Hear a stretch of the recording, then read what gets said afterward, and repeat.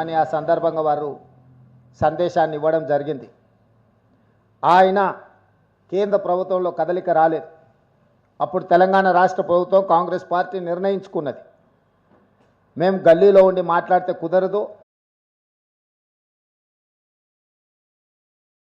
దానికి అతీతంగా వేలాది మంది తరలి వచ్చి నిన్న జంతర్ మంతర్లో ఉదయం నుంచి సాయంత్రం వరకు నిరసన కార్యక్రమంలో పాల్గొనడమే కాకుండా ఇండియా కూటమికి సంబంధించిన దాదాపుగా 100 మంది పార్లమెంట్ సభ్యులు, వివిధ రాజకీయ పక్షాలు, Samajwadi party, NCP, DMK, communist పార్టీలు, ఇతర చాలా రాజకీయ పార్టీలు, దాదాపుగా 100 మంది పార్లమెంట్ సభ్యులు జంతర్ మంతర్లో మేము కాంగ్రెస్ పార్టీ ఆధ్వర్యంలో చేపట్టిన నిరసనకు సంపూర్ణమైన మద్దతు పలికి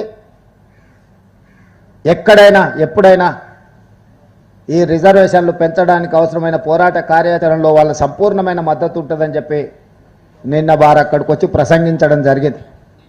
దాదాపుగా 10 రోజుల ముందు నుంచే రాష్ట్రపతి గారిని కలిసి రాష్ట్రపతి గారి దగ్గర విద్యా ఉద్యోగ అవకాశాలలో 42% రిజర్వేషన్ల బిల్లు, స్థానిక సంస్థలలో 42% రిజర్వేషన్లు ఓబీసీలకు ఇవ్వాల్సిన 2 బిల్లులు, చంద్రశేఖరరావు గారు తీసుకొచ్చి గుదిబండగా మారిన 50% పరిమితితో కూడుకున్న ఆర్డినెన్స్ను ఆమోదించండి అని రాష్ట్రపతి గారికి కలిసి విజ్ఞప్తి చేయాలని దాదాపుగా 10 రోజుల క్రితమే రాష్ట్రపతి గారి అపాయింట్మెంట్ మేము అడగడం జరిగింది. మేము రాష్ట్రపతి గారి అపాయింట్మెంట్ అడిగిన తర్వాత అమిత్ షా గారు, నరేంద్ర మోడీ గారు రాష్ట్రపతి గారిని కలిసారు. వారు ఏం మాట్లాడుకున్నారో తెలియదు, కానీ మా కొండా సురేఖ గారు, మా పొన్నం ప్రభాకర్ గారు, మా మహేష్ గౌడ్ గారు, మా శ్రీధర్ బాబు గారు ఒక ఆలోచనకు, ఒక నిర్ధారణకు వచ్చిండ్రు. రాష్ట్రపతి గారు మాకు అపాయింట్మెంట్ ఇచ్చి మేము కలిసి చేసే విజ్ఞప్తులు వింటే ఓబీసీలకు విద్యా ఉద్యోగ అవకాశాల్లోనే కాదు, స్థానిక సంస్థల్లో 42% రిజర్వేషన్లు ఇవ్వాల్సిన తప్పని పరిస్థితి ఏర్పడుతుంది. కాబట్టి అసలు తెలంగాణ రాష్ట్ర ప్రభుత్వానికి ముఖ్యమంత్రి గారి నేతృత్వంలో కలిసి ఒక విజ్ఞాపన పత్రాన్ని ఇచ్చి మా పెండింగ్ బిల్లుల అంశాన్ని తేల్చమని ఏదైతే అడుగుతున్నామో, మాకు అపాయింట్మెంటే రాకుండా కేంద్ర ప్రభుత్వం, నరేంద్ర మోడీ గారు, అమిత్ షా గారు అడ్డుకున్నారని ఒక నిర్ధారణకు మా మంత్రివర్గ సహచరులు, మా పార్టీ అధ్యక్షుడు వచ్చిండ్రు.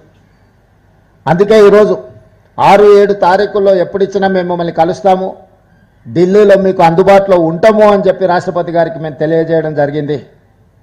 అందుకే ఇప్పటి వరకు నిన్న నిరసన కానీ దాదాపుగా 5, 6, 7 తారీఖుల్లో తెలంగాణ రాష్ట్రం మొత్తం కదిలి ఇక్కడికి వచ్చింది. ప్రజాప్రతినిధులు, ప్రభుత్వం మొత్తం ఢిల్లీకే వచ్చింది, మంత్రివర్గం మొత్తం ఢిల్లీలోనే రాష్ట్రపతి గారి అపాయింట్మెంట్ కోసం ఎదురు చూస్తున్నాము.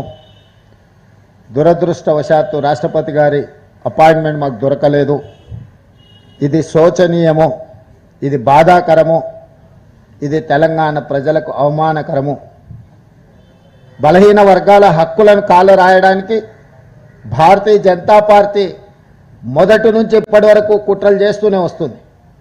ఆనాడు మీకు తెలుసు, మండల్ కమిషన్ నియమించినప్పుడు, మండల్ కమిషన్ ద్వారా ఓబీసీలకు న్యాయం చేయాలనుకున్నప్పుడు కమండల్ కమిషన్ను తీసుకొచ్చి రథయాత్ర పేరు మీద దేశంలో ఉద్రిక్త పరిస్థితులను కల్పించి ఆనాటి మండల్ కమిషన్ అమలును అడ్డుకున్నది భారతీయ జనతా పార్టీ. ఆ తర్వాత డాక్టర్ మన్మోహన్ సింగ్ గారు ప్రధానమంత్రిగా ఉన్నప్పుడు, యూపీఏ చైర్పర్సన్గా శ్రీమతి సోనియా గాంధీ గారు ఉన్నప్పుడు, ఐఐటి, ఐఐఎం, సెంట్రల్